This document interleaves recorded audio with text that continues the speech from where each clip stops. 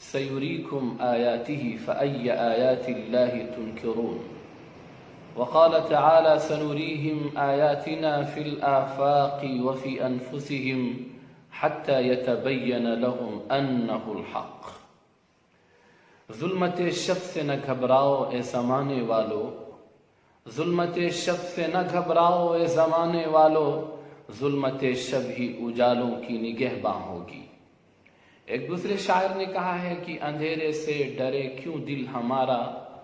بہت روشن ہے مستقبل ہمارا۔ آج کی موجودہ دنیا کا منظرنامہ کچھ اس طرح ہے کہ جن حکومتوں کو اپنے جدید وسائل و ذرائع پر فخر تھا، جن طاقتوں کو اپنی نیو ٹیکنالوجی اور ریسورسز آف دا ورلڈ پر غرور تھا، جن ملکوں کو اپنی فیکٹریز، انڈسٹریز اور کمپنیز پر ناز تھا، جن کو اپنی معیشت کا، اپنی سرمایہ کاری کا گھمنڈ تھا، جن کو اپنی strong educational, political, cultural, industrial اور فائنینشل پوزیشن کا ایک نشہ تھا، لیکن اب ان کا نشہ کافی حد تک اتر چکا ہے، ان کا غرور کافی حد تک ٹوٹ چکا ہے، ان کا اسٹرانگ سسٹم کافی حد تک بکھر چکا ہے، جس کا نتیجہ یہ ہے کہ اس وقت وہی ممالک جو ہمیشہ اسلام کے خلاف زہر اگلتے تھے، جو ہمیشہ اسلام کے خلاف سازشیں کیا کرتے تھے، انہوں نے کبھی عراق کو نشانہ بنایا یہ کہہ کر کہ صدام حسین کے پاس تباہ کر دینے والے ہتھیار ہیں، اور پھر اس کے بعد لاکھوں عراقیوں کو موت کے منہ کی طرف ڈھکیل دیا گیا۔ کبھی انہوں نے ان معصوم اور بے گناہ شامیوں کا خون بہایا جن کی تعداد 10 لاکھ سے بھی متجاوز ہے۔ کبھی انہوں نے افغانستان کے اندر ورلڈ ٹریڈ پر پری پلان حملہ کرنے کے بعد بہانہ ڈھونڈ کر افغانستان کو ایسا نشانہ بنایا کہ تقریباً 10 سے 15 لاکھ افراد شہید کر دیے گئے۔ کیا ان ملکوں کے معصوم بچوں کی آہیں اور بلکتی ہوئی ماؤں کی صدائیں اور تڑپتے ہوئے بوڑھے، نوجوان، مریض، کمزوروں کی آہیں کیا اللہ کے یہاں رائگاں جائیں گی؟ ضرور اس کے نتائج دیر سویر دکھنے ہی تھے۔ وہ وزیر اعظم جو اپنی صدارت کی کرسی پر بیٹھتے ہی امریکہ میں مسلمانوں کے خلاف زہر افشانی کرتا ہے، آج وہی ممالک اپنے ملک کے سب سے بڑے شہر کی سب سے اہم جگہ میں، وائٹ ہاؤس میں، قرآن کی تلاوت کروا رہا ہے، اس کا ترجمہ کروا رہا ہے، دعا کروا رہا ہے۔ کبھی اپنے ملک کے باشندوں کو اسلامک اسکارف کو پہننے کی ہدایت اور گائیڈنس دے رہا ہے۔ اٹلی جیسا فحاش ملک، اسلام مخالف ملک، جہاں اس سے پہلے کئی واقعات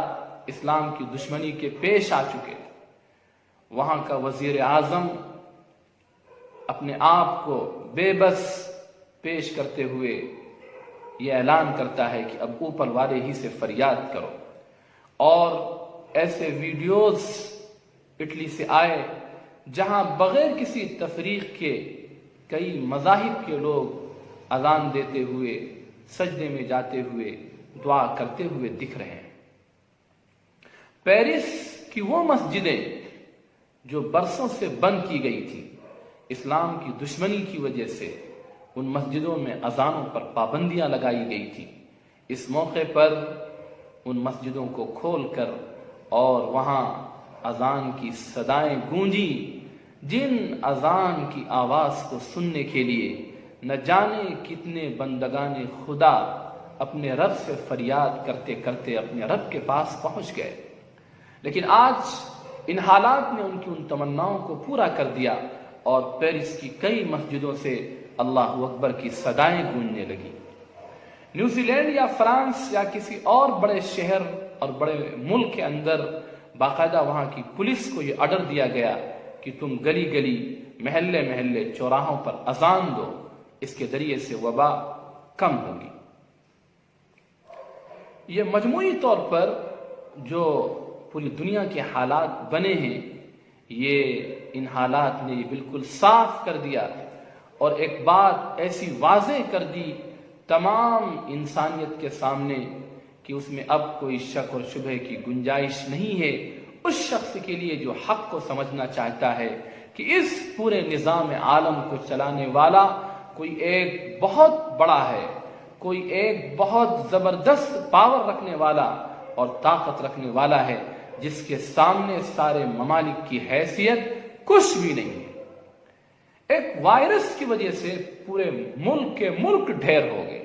سارے وسائل پھیل ہو گئے، سارے ریسورسز ان کے ناکام ثابت ہوئے اور انہوں نے اپنا سارا غرور اور گھمنڈ خاک میں ملاتے ہوئے اپنی بے بسی کا اظہار اور اعلان کر دیا۔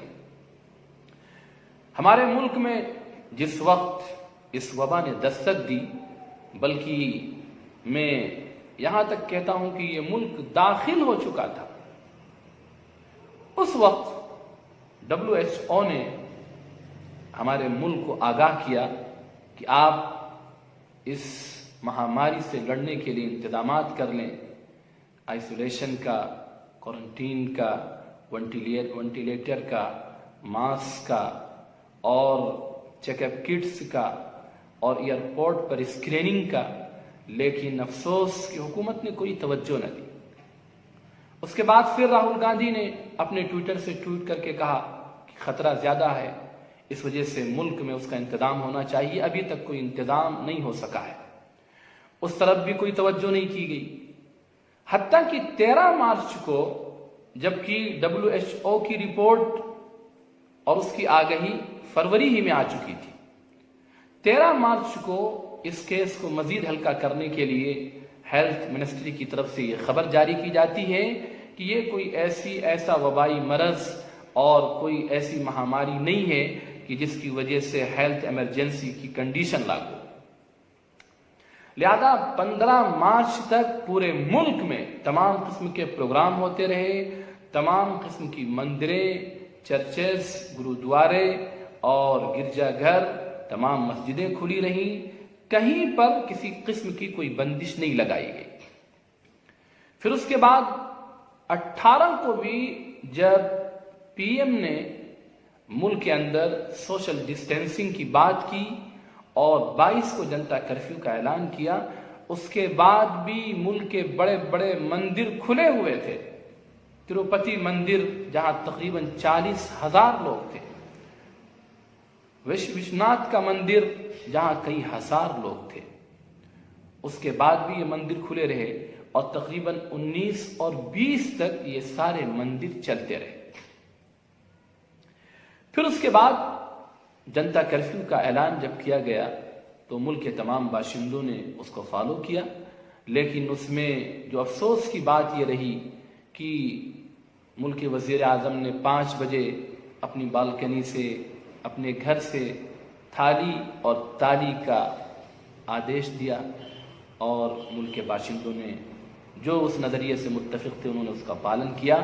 لیکن اس میں جو غلط چیز کی گئی کہ اپنے گھروں سے نکل کر سڑکوں پر آ کر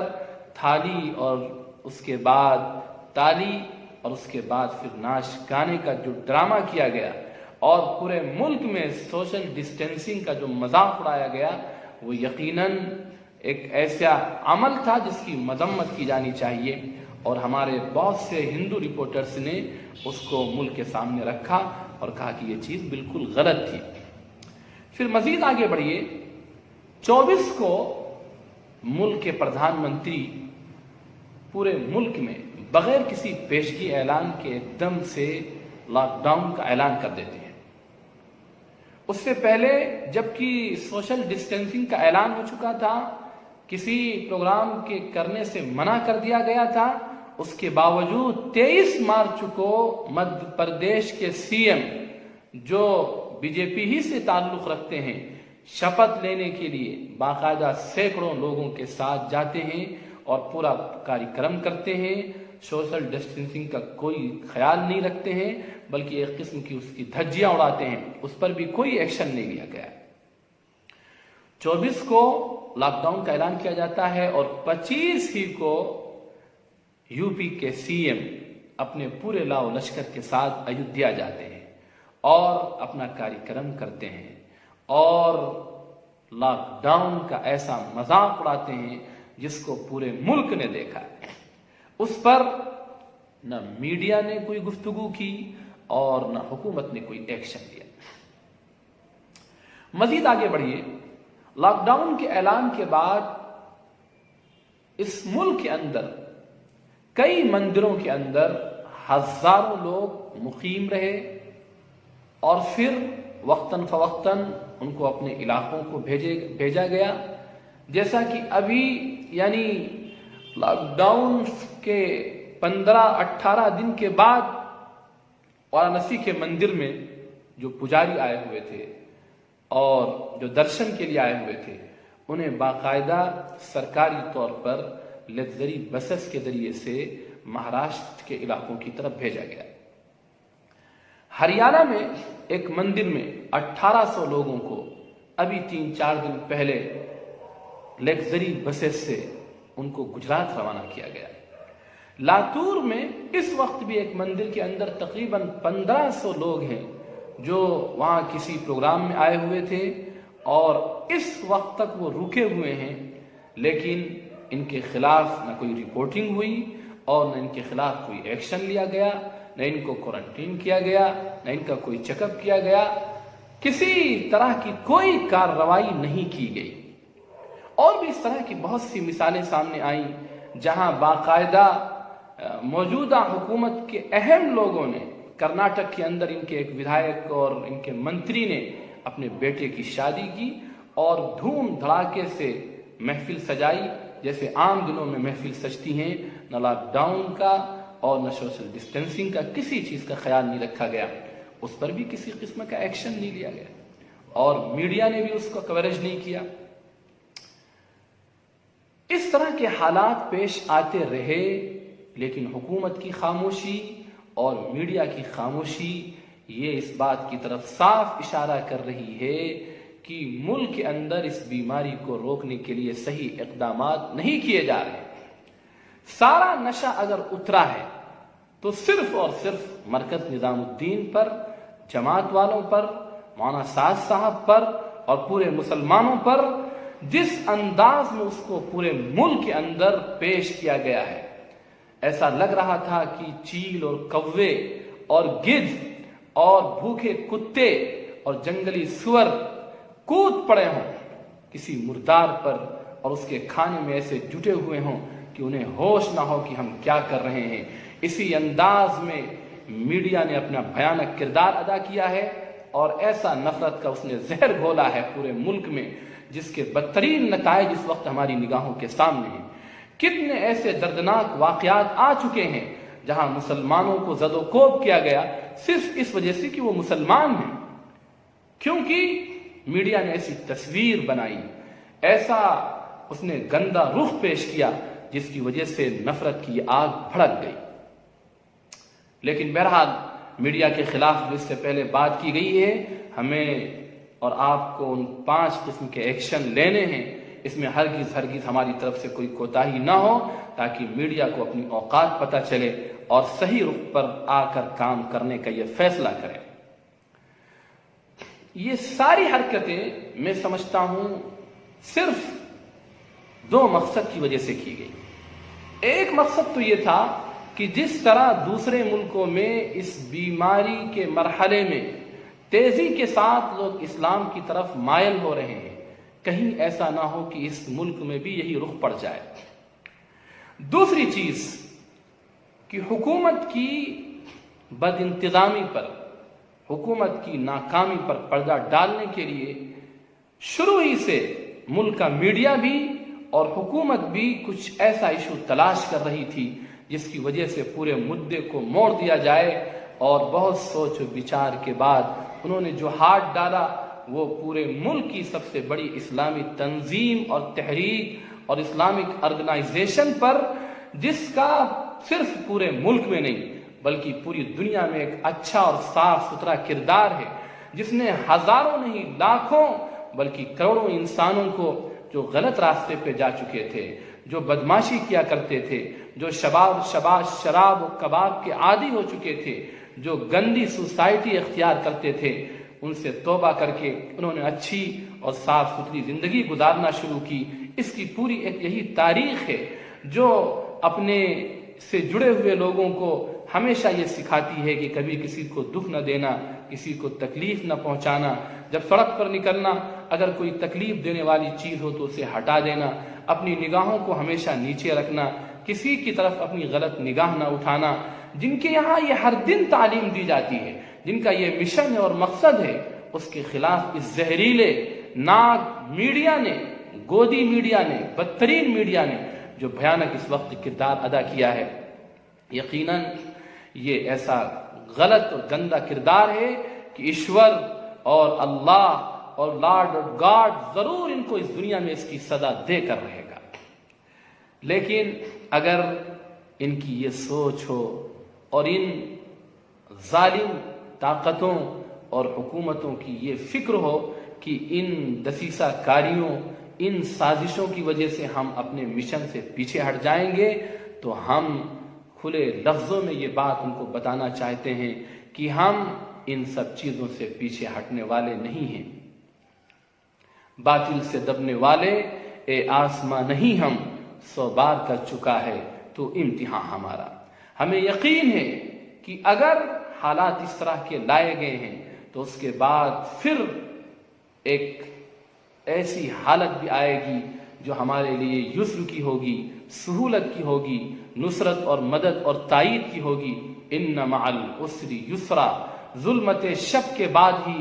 صبح درخشاں نمودار ہوتی ہے۔ جب تاریکیاں بہت گہری ہو جاتی ہیں اس کے بعد ہی روشن صبح نکھر کر سامنے آتی ہے۔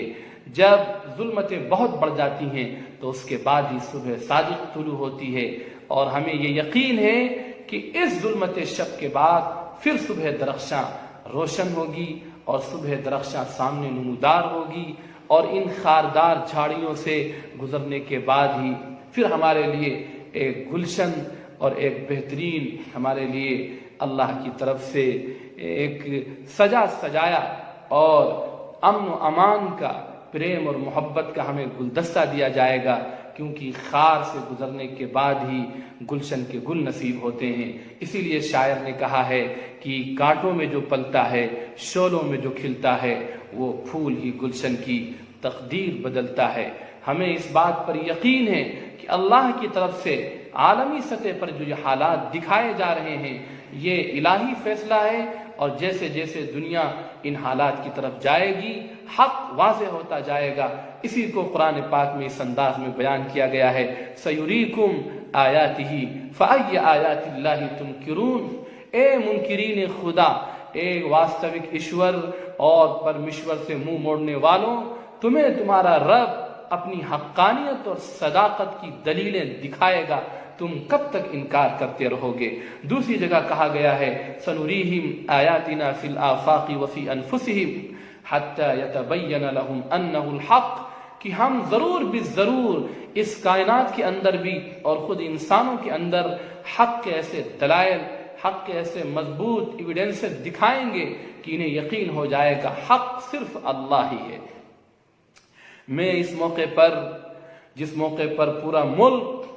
ایک مرض کی وجہ سے سخت خطرے سے گزر رہا ہے اور میڈیا نے ایسے نازک وقت میں بدترین کردار ادا کیا، لیکن میں دل کی گہرائیوں سے مبارکباد پیش کرتا ہوں اور سلام کرتا ہوں ان پترکاروں کو اور ان نیوز چینل کو اور ان رپورٹرز کو اور ان اینکرز کو جو ہمارے ہندو بھائی ہیں لیکن اپنے دل کے اندر وہ ایک انسانی آتما رکھتے ہیں، انسانوں کے لیے درد رکھتے ہیں، ملک سے سچی محبت رکھتے ہیں اور ان کے اندر پریم اور محبت اور بھائی چارے کے جذبات پائے جاتے ہیں، جو حق کو حق سمجھتے ہیں۔ انہوں نے کھل کر اس موقع پر جو میڈیا کی مخالفت کی یا حکومت کی ناکامیوں کی مخالفت کی اور حکومت سے سوالات کیے، میں دل کی گہرائیوں سے ان کا شکریہ ادا کرتا ہوں اور ان کو سلام کرتا ہوں اور اپنے تمام بھائیوں سے یہ درخواست کرتا ہوں کہ ہرگز آپ نہ گھبرائیں ان حالات سے۔ ہمیں یقین ہے کہ پھر عسر کے بعد یسر کا دروازہ کھلے گا، ان حالات کے بعد پھر اللہ کی مدد اور تائید ضرور اترے گی۔ بس ہمیں اپنی زندگی کو صحیح کرنا ہے، پورے طور پر اللہ کی طرف متوجہ ہونا ہے، اپنے گناہوں سے، گندے کاموں سے اللہ سے معافی مانگنا ہے اور اپنے کردار کو، اپنے اخلاق کو، اپنے کریکٹر کو ایسا پاک و صاف کرنا ہے کہ ہم پوری دنیا میں اسلام کی اس کی نمائندگی کریں اور حق کے پیغام کو، سچ پیغام کو اس ملک کے باشندوں کے سامنے کھل کر رکھ دینا ہے۔ اگر ہم نے یہ کام کر لیے تو انشاءاللہ پھر وہ دن دور نہیں کہ اللہ تعالیٰ ظلمت شب کو ختم فرمائے اور صبح درخشاں نمودار ہو جائے۔ میں اسی پیغام کے ساتھ آپ سے رخصت ہوتا ہوں، اس امید میں کہ انشاءاللہ ان حقائق پر توجہ بھی دیں گے اور ہم اپنی زندگی کو پورے طور پر صحیح کرنے کا فیصلہ بھی کریں گے۔ اب اس کے بعد انشاءاللہ جو بھی ویڈیوز جاری کیے جائیں گے وہ رمضان سے متعلق ہوں گے، کیونکہ وقت بہت قریب آ چکا ہے اور اللہ تعالی ہم سب کو پورے طور پر رمضان کی قدر کرنے کی، اعمال کے ذریعے سے اس کا استقبال کرنے کی توفیق عطا فرمائے۔ وآخر دعوانا ان الحمد للہ رب العالمین۔